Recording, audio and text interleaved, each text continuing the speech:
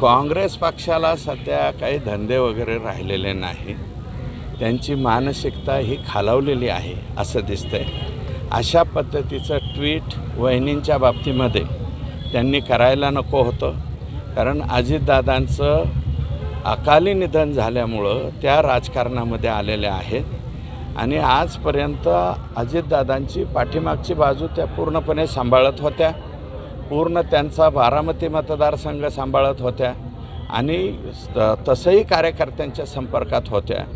परंतु त्यांना लगेच अशा प्रकारचा शब्द वापरणं हे अतिशय चुकीचं आहे।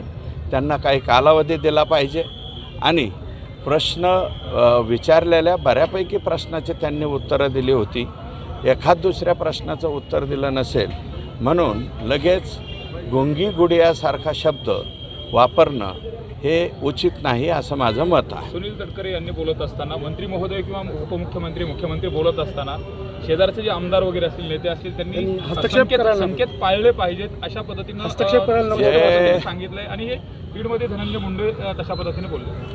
हे पहा, ज्यांना आता त्यांनी पक्षाच्या वतीने समज द्यावी एवढे काही हे नाही आहेत, ते का मध्ये बोलले का नाही त्याच्याबद्दल मला वाटतं त्यांनाच हा प्रश्न विचारलेलं बरं आहे। मात्र संकेत पाळले गेले पाहिजेत, पाळलेच पाहिजेत, शक्यतो नाही बोललं पाहिजे, परंतु महिला आहेत म्हणून कदाचित त्यांनी बोलले असतील। आता मला त्याच्यावरती अधिक बोलायचं